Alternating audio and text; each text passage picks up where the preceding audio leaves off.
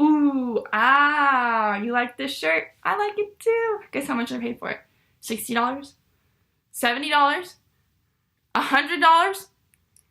I made this shirt all by myself because I've been copycatting all of you guys making your own stuff. And so I wanted to show you my little side of how I made this bleach shirt and also how I distressed some jeans into jean shorts because it's summertime and people want shorts to wear and they want tie-dye, bleach tie-dye, whatever we're calling it. They want to have these cool bleach acid wash shirts. And so I went ahead and I did some by myself and I'll show you the before and afters of each and every one of them, including the shorts and how I went about doing them. There is absolutely no method to my madness. I just want to let you know right now. So if I can do it, literally any of y'all can do it, and they didn't turn out bad.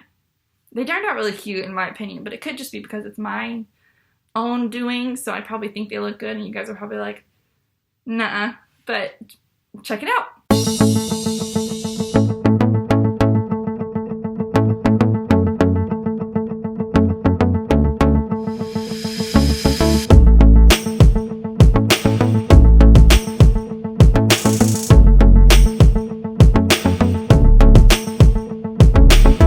Okay, so these are the shirts that I decided to do the bleach tie-dye on. This Champion one, this Old Navy plaid one, and then this graphic tee, also the black one that I'm wearing I forgot to take a photo of. So I started off by just basically choosing which way that I wanted to fold it up. Just honestly, from the videos that I've watched, just doing it randomly is the best way to do it. I started off trying to do this one in like a regular like tie-dye wraparound motion, but then you'll see that I eventually just kind of gave up and just started strapping it wherever I could. Also, I was using like the little like hairband ties that you put at like the end of your braids, you put in like little girls' hair. So this was what I had and what I used, and it worked, so I'm not mad about it at all, but just kind of see how I did it. It was very random, so there's no real explanation besides just getting crafty.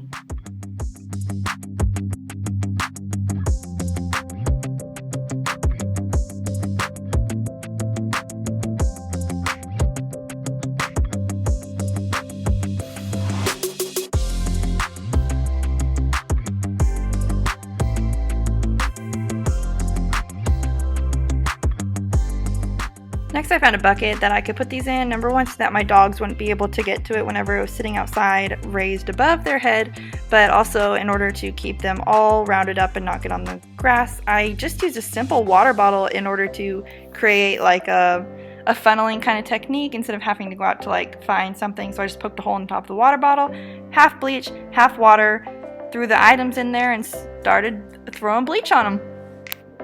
Like I said, just get creative. This is your show.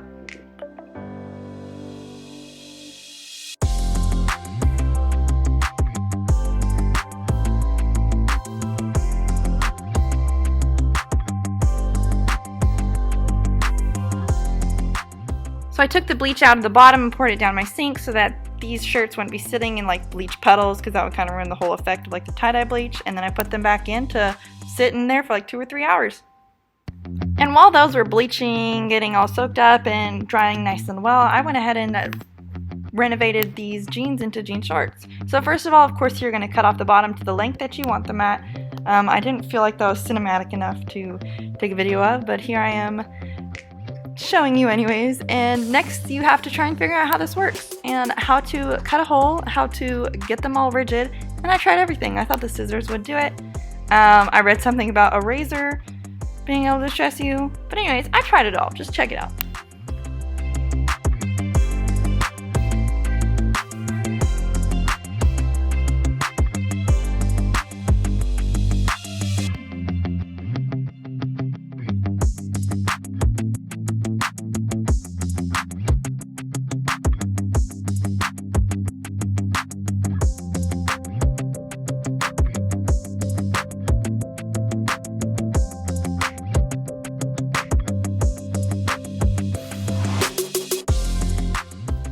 Eventually I got the clue that that wasn't going to work, and my husband handed me his pocket knife in order to properly distress these. So first I put some cardboard underneath it in order to make sure that my carpet wouldn't get ripped up, and also that the back layer wouldn't get ripped up on the jeans, because right now we're just distressing the front part. You don't want to accidentally mess up the back part too.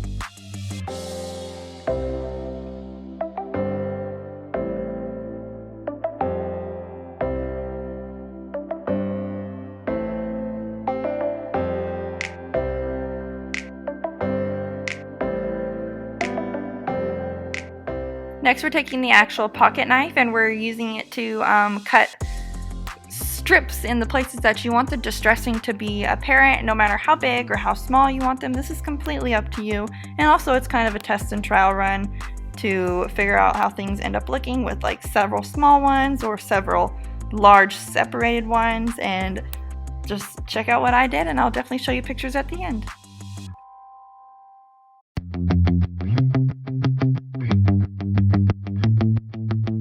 A razor is a really great way to get those like little frayed areas that you don't want super distressed, and also to like discolor the zipper part, which I will do here in a second, and it really brings it out, and it's better than using the scissors. I did end up cutting some of like the edges off to give it like a really frayed look, but especially on like the zipper area, it does an amazing job of distressing that. Because you want to distress in all the areas that you would assume wear would be, so that it looks natural and really cool.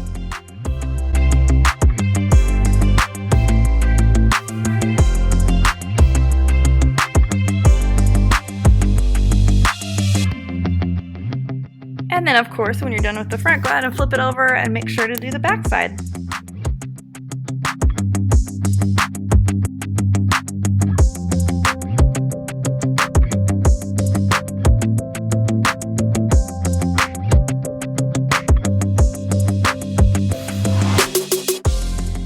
And then what really takes these distressed shorts from to distressed is throwing them in the washer 2 or 3 times until you feel like it looks good enough for you. I didn't take before pictures, but I'm assuming that you guys can picture it in your brain. These are some high-waisted Levi's that were distressed. These are some American Eagle. I didn't do a huge distressing on these. I just wanted to make them into longer shorts. Here's another pair with some more distressing in a rolled up look. And then some Ralph Lauren shorts that were already shorts, but I wanted to distress them. The best part is, once you're done with that, your bleached items should have been sitting there for about 2 or 3 hours. I suggest 3 hours. And you are ready to look them over and decide if you want to bleach them a little bit more or rinse them out.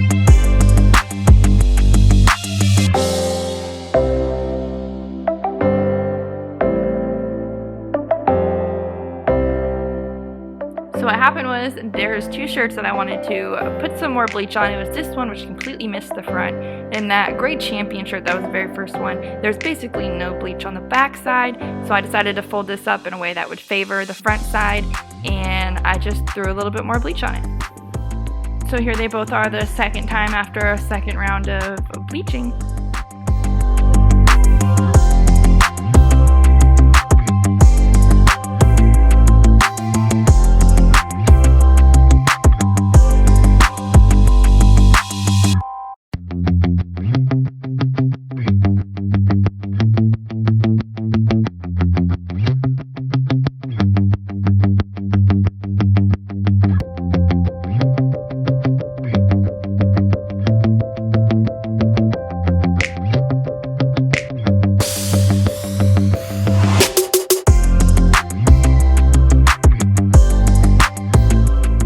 And then all you really have to do is rinse it out really good so that there's not a bunch of bleach on it anymore. Throw it in the washer once or twice to try and get rid of the bleach smell for when you're wearing it or when other people are wearing it. And check out what it looks like at the end.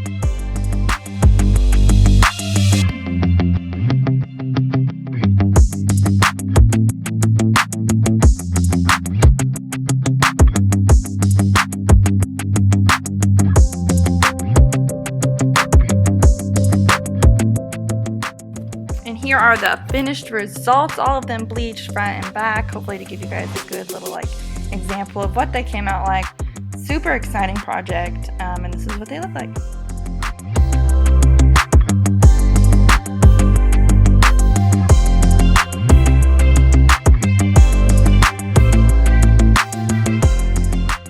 See, it's not too complicated. Obviously, if I can do it with children's rubber band hair pieces, then you guys can do it with proper equipment probably. It didn't turn out bad though. I definitely suggest not going out and spending money on things that you don't have to spend money on, like the situation that just occurred in that previous video. But comment down below if you guys have bleached anything, tie-dyed anything during all of this, or distressed your jeans like ever, and how you did it, how it turned out. If you like the way that I did it, or if I did something wrong, please let me know nicely in the comments down below, because I'm learning about that whole distressing thing, and that's kind of to each his own, I think. But I'm really excited to be able to do these kind of fun crafts and show you guys. I hope that you might have learned something and you get the confidence to go out and do it by yourself. Thanks for watching, guys. Comment down below, subscribe if you want to so that I can keep making these videos for you, and have a great day. Bye!